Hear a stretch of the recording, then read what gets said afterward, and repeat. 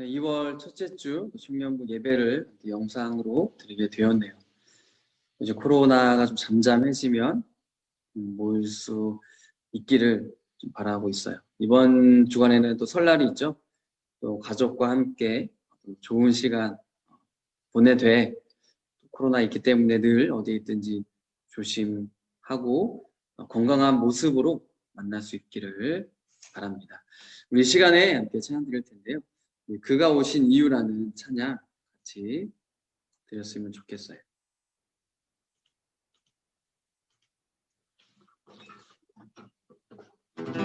이 세상 가장 아름다운 순종의 눈물 온 세상 다시 빛나게 한 생명의 눈물 그가 이 땅에 오신 이유 죽어야 살게 되고 저야만 승리하는 놀랍고 영원한 신비 지으신 그대로 회복시키 우리의 창조주 그리스도 십자가의 길로 아버지 뜻 이루셨네 그가 이 땅에 오신 이유 이제 우리에게 맡겨진 그 소망 그 사랑 그 생명 아름답고 눈부신 십자가의 길 우리가 이 땅에 살아가 이유 지으신 그대로 회복시키 우리의 창조주 그리스도 십자가의 길로 아버지 뜻 이루셨네 그가 이 땅에 오신 이유 이제 우리에게 맡겨진 그 소망 그 사랑 그 생명 아름답고 눈부신 십자가의 길 우리가 이 땅에 살아가 우리가 살펴볼 말씀은 누가복음 4장 16절부터 21절까지 말씀입니다. 이 말씀 안에는 예수님께서 이 땅에 오신 목적과 오셔서 하신 그런 사역들에 대해서 소개를 해주고 본문을 같이 읽어보고 차근차근 같이 부탁해요. 예수님께서는 자기가 자라나신 나사렛에 가셔서 늘 하시던 대로 안식일에 회당에 들어가셨다. 성경을 읽으려고 일어서서 예언자 이사야의 두루마리를 건네받아 그것을 펴시어 이런 말씀이 있는 데를 찾으셨다. 주의 영이 내게 내리셨다. 주께서 내게 기름을 부으셔서 가난한 사람들에게 기쁜 소식을 전하게 하셨다. 주께서 나를 보내셔서 포로된 사람들에게 자유를 눈먼 사람들에게 다시 보게 함을 선포하고 억눌렸던 사람들을 풀어주고 주의 은혜의 해를 선포하게 하셨다. 예수께서 두루마리를 펼쳐서 시중 드는 사람에게 되돌려 주시고 앉으셨다. 회당에 모인 모든 사람의 눈에 예수에게로 쏠렸다. 예수께서 그들에게 말씀하셨다.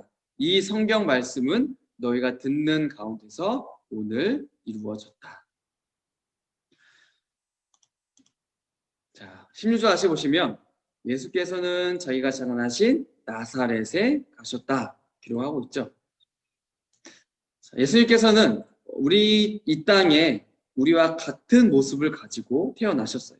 그리고 어린 시절과 이 청소년 또 청년 시절을 16절에 보시는 것처럼 이 나사렛에서 보내셨어요. 그리고 이제 30세가 되셨을 때 광야에서 사단의 세 가지 시험을 받지만 다시 이겨냈어요. 그런 후에 예수님께서는 자신이 그 지내에 오셨던 나사렛으로 가시는 거예요. 참고로 이 나사렛이란 동네를 보시면 성경에 보면 그렇게 썩 좋은 동네가 아니라고 이렇게 소개를 해주고 있어요. 이 당시에 이런 예루살렘 사람들뿐만 아니라 그 지역에 살고 있었던 사람들조차도 이러한 나사렛 사람들을 무시했어요. 왜냐하면 이 나사렛은 이방인 지역인데다가 사람도 적은 그런 어떻게 보면 시골, 촌동네였거든요. 그래서 학자들이 말하기를 적게는 600명에서 많아봤자 2000명 남짓 살았던 동네라고 이야기를 하고 있어요. 그리고 무엇보다 구약 성경에서 이 나사렛이라는 지명이 전혀 언급이 되지 않기 때문에 누구도 이 나사렛이 그렇게 중요한 동네다라고 생각을 할 수가 없었고 또 예수님과 연관이 있을 것이다라고는 생각을 하지 못했던 거죠. 그리고 이제 미가서 5장 2절에 보시면 이 메시아가 즉 예수님이 이제 베들레헴에서 태어난다라고 기록을 하고 있잖아요. 그리고 실제로 예수님은 이제 베들레헴에서 태어나신 거죠. 하지만 이러한 베들레헴에서 태어났지만 아기 때에 이 헤롯 대왕이 그 예수님을 죽이려고 그런 음모를 꾸미죠. 그래서 요셉과 마리아는 이제 어쩔 수 없이 이런 아기 예수님을 데리고 애국으로 피했다가 얼마 후에 이제 갈릴리로 가셔서 이 나사렛 동네에 정착을 해서 이곳에서 예수님이 이제 생활을 하시게 되는 거예요. 그래서 예수님은 비록 태어나신 곳은 이 베들레헴이지만 자란 곳은 성경에 보면 나사렛이라는 동네이기 때문에 이 나사렛 사람이라고 불리게 되었던 거죠. 그리고 이제 이 회당이란 예수님이 가셨던 회당이라는 곳은 어떤 곳이었냐면 이제 안식일마다 모여서 하나님의 말씀을 연구하고 또 배우고 가르치고 또 기도하는 장소가 회당이었어요. 또한 이 회당은 평소에는 또 공동체 안에서 어떤 문제가 생겼을 때 그런 문제를 판단하는 그런 법정의 그런 역할들도 했었고요. 또 그곳에서 자선 활동과 또 성전 건축을 위한 모금도 했었고요. 때로는 숙소가 되기도 하고 또 연회 등을 하는 그런 장소로도 사용이 됐었던 곳이 회당이었어요. 오늘 본문에서는 예수님께서 회당에 가신 날이 안식일이라고 이야기를 하고 있죠. 그러니까 예수님께서는 하나님의 말씀을 가르치시기 위해서 이제 회당에 가신 거예요. 여기서 우리 한 가지 주목할 부분이 있어요. 예수님께서 나사렛에 있는 회당에 지금 가셨잖아요. 이런 예수님의 모습을 보면 늘 하시던 대로 하셨다라고 오늘 16절에서 기록해주고 있어요. 그러니까 예수님께서도 안식일을 거룩하게 지키라라는 이 10계명의 말씀을 어기지 않고 지키셨다라는 것을 보여주죠. 물론 이제 예수님께서 십자가에서 죽으시고 부활하신 후에는 이제 그의 제자들이 예수님께서 부활하신 주일을 이제 안식일로 지키게 이제 되어서 어떻게 보면 우리들에게는 안식일은 토요일이 아니라 이제 주일을 지키는 거죠. 주일 안에 이런 안식일의 모든 의미들이 다 담겨져 있는 거죠. 어쨌든 예수님께서는 하나님께서 주신 이 율법을 지키시고 또한 이 율법을 완성하신 분이다라는 것을 우리들에게 알려주고 계세요. 여기서 우리가 한 가지 생각해 볼 게 있어요. 이처럼 예수님은 하나님의 말씀을 지키고 그 말씀대로 살아가는 것이 늘 하시던 대로 그것이 생활 습관이 되었어요.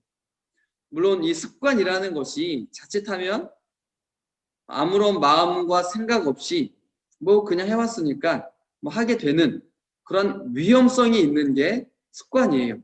하지만 분명한 것은 예수님과 같이 이 하나님의 말씀대로 살아가는 거룩한 습관은 우리에게 반드시 필요하다라는 거예요.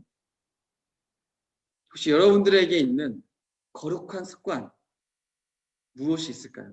한번 생각해 보면 좋을 것 같아요.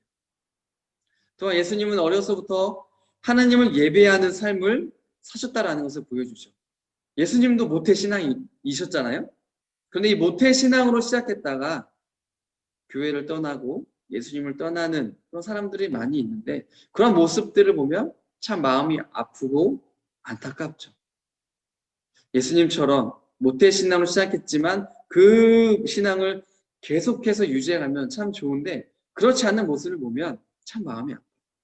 혹시 우리 청년부에서도 이런 모태신앙이나 어려서부터 교회를 다녔다면, 이런 어려서부터 갖게 되는 이러한 믿음, 이 믿음을 지켜나가는 것이 정말 중요하고 또 감사한 일이라는 것을 분명하게 알았으면 좋겠어요. 그리고 예수님처럼 하나님을 예배하고 하나님의 말씀을 듣고 따르는 이러한 거룩한 습관이 우리의 삶에도 있었으면 좋겠어요. 예수님께서 이제 회당에서 가셨죠? 거기서 하신 일이 뭘까요? 자, 17절에 보시면, 자, 이사야서의 그런 두루마리를 이제 펼치셔서 말씀을 읽게 되는 거예요. 이 당시에는 종이로 된 책이 없었잖아요. 어떤 짐승의 가죽이나 또 나무나 식물을 가지고 만든 그런 두루마리에다가 이제 이런 하나님의 말씀을 적은 거예요. 그래서 예수님께서 그런 이사야의 말씀을 가지고 읽으신 거죠. 자, 읽은 내용이 이제 18절부터 19절에 나와 있어요. 제가 한번 읽어볼게요. 매우 이제 중요한 부분이에요. 주의 영이 내게 내리셨다. 주께서 내게 기름을 부으셔서 가난한 사람들에게 기쁜 소식을 전하게 하셨다. 주께서 나를 보내셔서 포로된 사람들에게 자유를, 눈먼 사람들에게 다시 보게 함을 선포하고 억눌린 사람들을 풀어주고 주의 은혜의 해를 선포하게 하셨다. 자, 이 말씀을 예수님 읽으셨는데, 지금 이 말씀은 이제 이사야 61장 1절 2절의 말씀을 예수님이 이제 읽으신 거예요. 그리고 이 말씀 안에는 예수님의 사역과 그 오신 목적에 대해서 우리들에게 알려주고 있어요. 그래서 이 예수님이 지금 읽은 말씀을 우리가 이제 이사야서 61장 1절과 2절의 말씀으로 다시 한번 읽어볼게요. 주께서 나의 기름을 부으시니 주 하나님의 영이 나에게 임하셨다.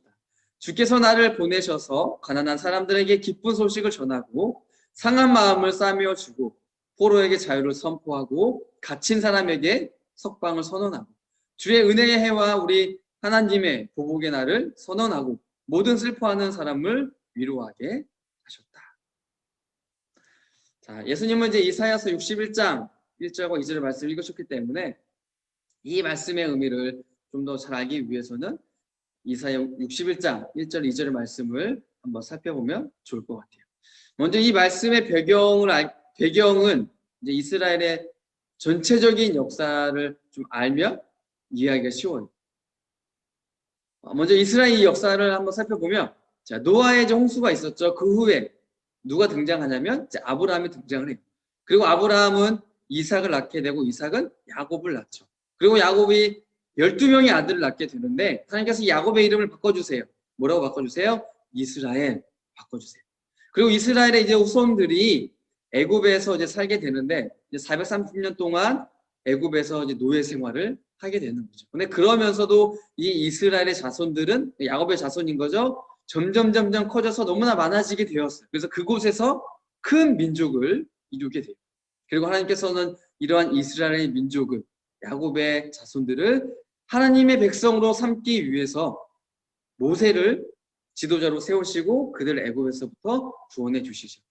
이제 이스라엘 백성들이 출애굽을 했어요. 그 후에 하나님께서 이스라엘 백성들이 하나님의 말씀에 불순종했기 때문에 이제 40년 동안 광야 생활을 하게 되고요. 그 후에 하나님께서 약속해 주신 그 가나안 땅에 들어가게 돼요. 그리고 그곳에서는 이제 여호수아를 지도자로 삼고 가나안 정복 전쟁을 하게 돼요. 그리고 나서 이스라엘의 12지파는 가나안 땅을 다 정복한 후에 그곳에서 정착해서 생활을 하게 됩니다. 하지만 그들은 이 가나안 땅에 살면서 이 가나안 민족을 다 쫓아내야 되는데, 다 멸망시켜야 되는데 그러지를 못했어요. 남겨진 이 사람들이 있었단 말이죠. 그러니까 그 사람들과 같이 어울려서 지내다 보니까 어떻게 해요? 그들이 섬기고 있는 이방 신들, 가나안 신들을 같이 섬기게 되는 거죠. 그 하나님은 이 이스라엘을 주위의 다른 나라들을 가지고 고통받게 하는 거예요. 왜요? 깨달으라고. 지금 너희는 이방 신들을 섬기면 안 된다. 그들을 따라가면 안 된다. 오직 하나님만 섬겨야 된다라는 것을 알게 하기 위해서 이제 고통을 당하게 하죠. 그러니까 백성들은 너무나 힘들고 아프니까 하나님께 도움을 요청해요. 우리가 잘못했습니다. 용서해 주세요. 구원해 주세요. 이번에 한 번만 다시 도와주면 우리가 하나님 잘 섬길게요. 하나님이 그들의 부르심을 들어주시고 사사를 보내서 구원해 주시죠. 하지만 이스라엘 백성들은 구원받은 다음에 어떻게 해요? 다시 가나안 신들을 쫓아가요. 그러면 다시 고통받고, 그럼 또 도와주세요 부르짖고 하나님이 또 그들을 구원하고, 이런 패턴이 계속되어지는 게 도대체 이스라엘 역사 가운데 나타나죠. 그렇게 이제 사사들의 시대가 끝나고 이 이스라엘 백성들은 하나님께 왕을 요구해요. 그리고 하나님은 그들에게 왕이 세워지게 될 텐데, 왕이 세워지게 되는 일들에 대한 경고를 해주신 다음에 이제 사울을 왕으로 세워주시는 거예요. 하지만 사울은 어떻게 해요? 처음에는 하나님을 잘 섬겼지만 나중에 하나님을 온전히 섬기지 못하죠. 그래서 하나님께서 사울 대신에 다윗을 왕으로 세워주세요. 그리고 다윗은 왕으로 있는 동안에 하나님을 잘 섬겼다라고 성경은 보여주고 있어요. 그리고 다윗 이후에 그의 아들인 솔로몬이 왕이 돼요. 그리고 솔로몬 역시도 처음에는 하나님을 잘 섬겼지만 나중에는 너무나도 많은 이방 여인들을 아내로 맞아들이게 돼요. 그래서 그 결과 이방 여인들을 섬기던 이방 신들을 같이 섬기는 그런 범죄를 해요. 그래서 솔로몬의 이러한 우상 숭배로 인해서 솔로몬의 아들 때에 하나였던 이 이스라엘 나라가 남쪽 유다와 북쪽 이스라엘로 나눠지게 돼요. 그리고 북이스라엘은 결국에는 하나님의 말씀을 듣지 않고 계속해서 범죄했기 때문에 BC 722년에 아수르에 의해서 멸망을 당하게 되고요. 남유다도 잘해왔었지만 이 역시도 범죄했기 때문에 BC 586년에 바벨론에 의해서 멸망을 당하게 됩니다. 그리고 남유다는 70년 동안에 이 바벨론 포로 생활을 하게 되고 이후에 이제 바사왕 고레스에 의해서 예루살렘에 귀환을 하게 됩니다. 이것이 이제 이스라엘의 역사인데, 오늘 본문을 이제 포함을 해서 이사야 60장과 66장까지 그 배경을 보면 지금 이제 바벨론 포로 후에 유다 백성이 예루살렘으로 돌아올 것이다 라는 회복에 대해서 이야기를 하고 있는 부분이에요. 아직은 포로이지만 곧 하나님께서 너희를 구원해 주실 것이다. 곧 너희가 포로에서 해방이 되어서 예루살렘으로 돌아갈 것이다 라는 희망의 메시지를 담고 있는 게 이사야서 60장 이 말씀이라는 거예요. 그래서 이 61장 1, 2절에 보면 이사야는 지금 이 바벨론 포로로 잡혀있는 유다 백성들에게 하나님께서 자신에게 맡겨주신 그런 사역을 이야기를 하고 있는 거예요. 그런데 예수님께서는 이러한 이사역의 사역을 곧 예수님 자신의 사역이라고 말씀해 주시는 거죠.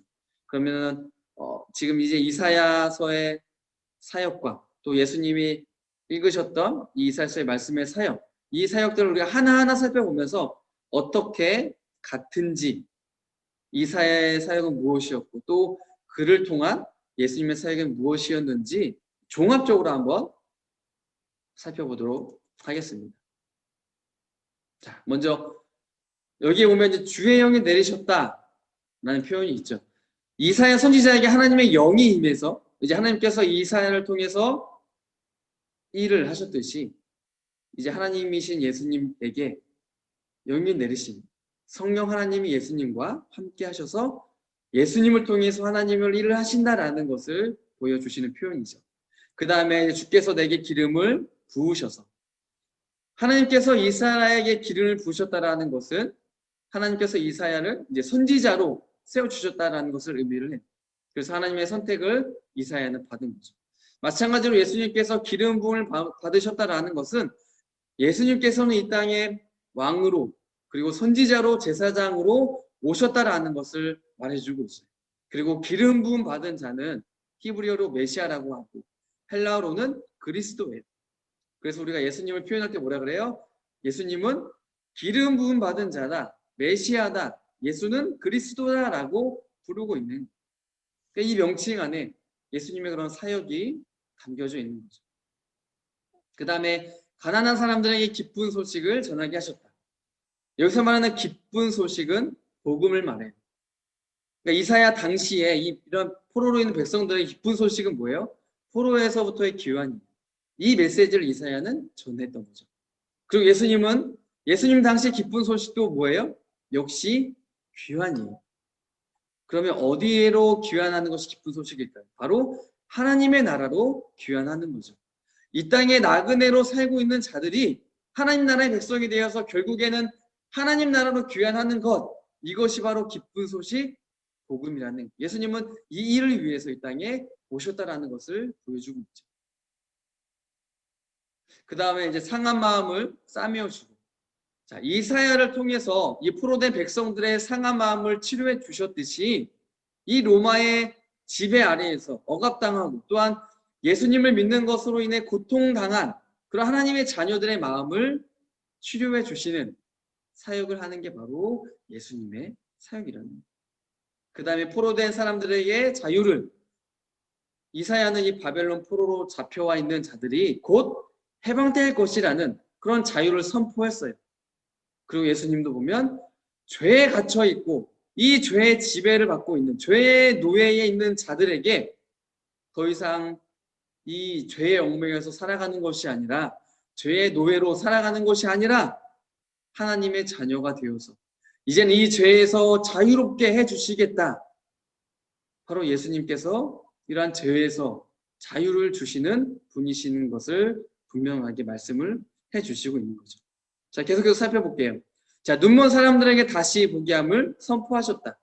자, 눈먼 사람을 한번 생각해 보면 캄캄하고 암흑, 어둠을 상징하죠.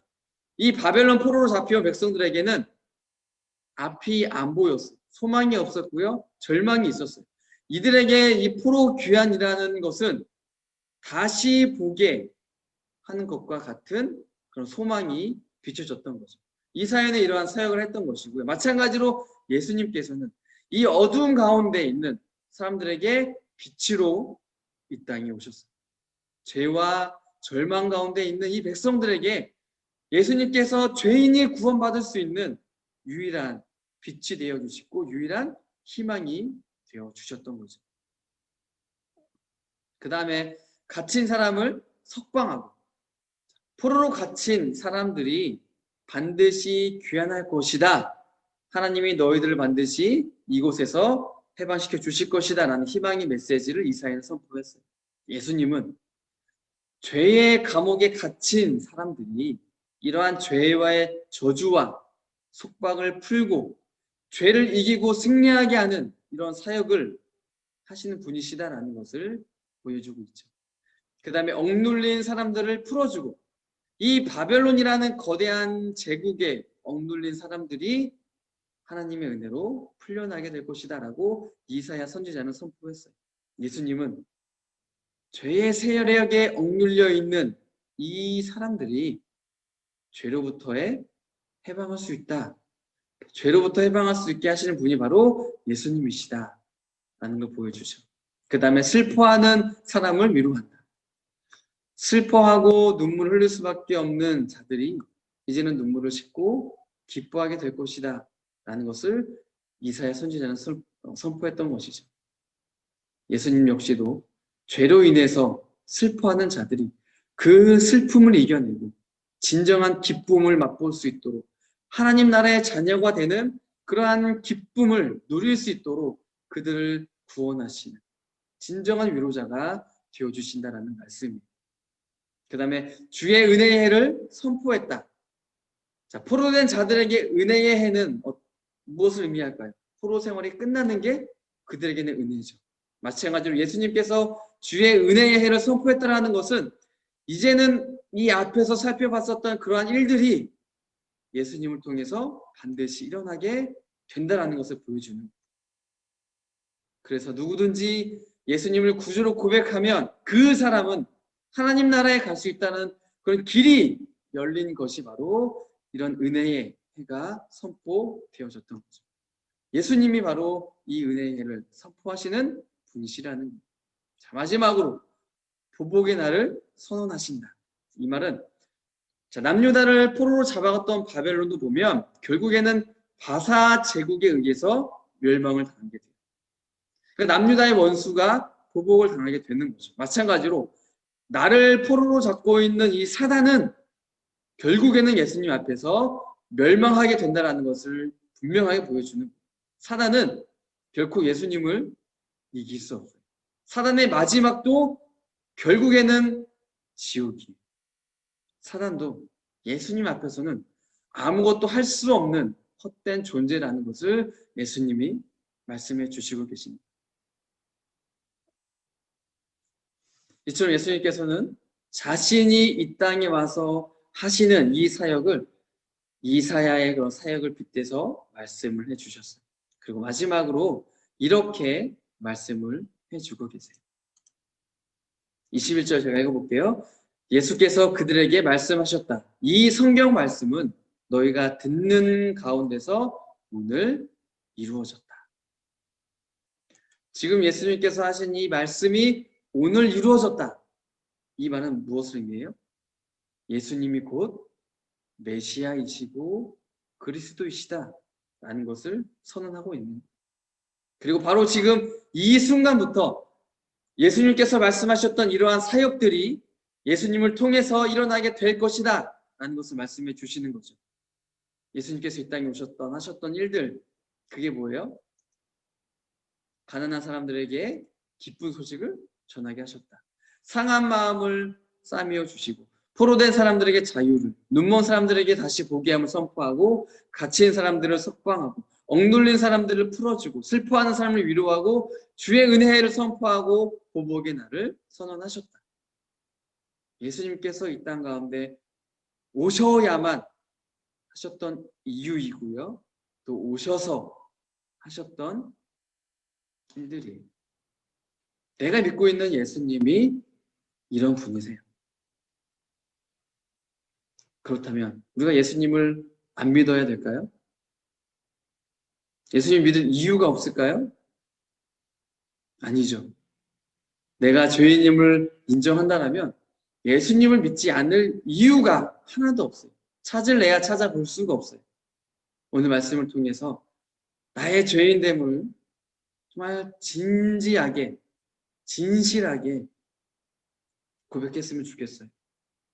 그리고 오직 예수님만이 내 인생에 상한 마음을 싸매어 주신 분이고 나를 자유롭게 해주신 분이고 다시 보게 하시는 분이시고 나를 해방시켜 주시는 분이시고 나를 풀어주시는 분이시고 나를 위로해 주시는 분이시고 나에게 은혜를 주시는 유일한 구원자가 되시는 그 예수님이심을 믿고 하루하루 정말 감사하면서 이 예수님을 잊지 않고 기억하고 살아가는 우리 청년부가 되기를 소망합니다. 제가 잠시 기도할게요. 하나님 감사드립니다. 오늘 예수님께서 회당에서 읽으신 그 이사야 61장 1절 2절의 말씀을 가지고 우리가 하나하나 예수님의 하실 일들을 살펴보았습니다. 왜 예수님 이 땅에 오셔야만 했는지 우리가 오늘 분명히 알게 되었습니다. 예수님이 아니고서는 결코 그 무엇도 그 누구도 이 죄의 문제 그리고 이 사단을 이길 수 없고 해결할 수 없다는 것을 분명히 깨달았습니다. 하나님, 나를 위해 이 땅에 오신 그 예수님, 주님, 내가 죄인됨은 너무나 가슴 아프고 너무나 슬픈 현실이지만 그러한 죄인인 나를 사랑해 주시고 나를 위해서 친히 피하지 않으시고 그 십자가의 고통과 죽으심을 기꺼이 받아들이신 그 예수님의 사랑을 인하여서 늘 감사하는 우리 청년부가 될 수 있도록 주님 도와주세요. 너무나 힘든 상황 속에 놓여 있고 처해 있습니다. 우리의 삶에 어두움이 있고 우리의 삶에 고통과 고난이 있습니다. 슬픔이 있고 눈물이 있습니다. 하나님, 이런 모든 것들을 위로해 주시는 분, 씻어 주시는 분, 그분이 바로 예수님이세요. 우리의 모든 이 갇힌 것들, 이 억눌린 것들에서부터 풀어주고 해방시켜 주시는 분, 자유를 주시는 분, 기쁨을 주시는 분이 바로 우리 예수님이세요. 예수님 안에서 하나님의 자녀됨으로 인하여서 기뻐하며 감사하며 우리에게 당한 그 모든 어려운 상황들을 넉넉히 참고 인내하며 이겨낼 수 있는 믿음의 청년들 한 사람 한 사람 될 수 있도록 주님 도와주세요. 감사하며 예수님의 이름으로 기도드립니다. 아멘.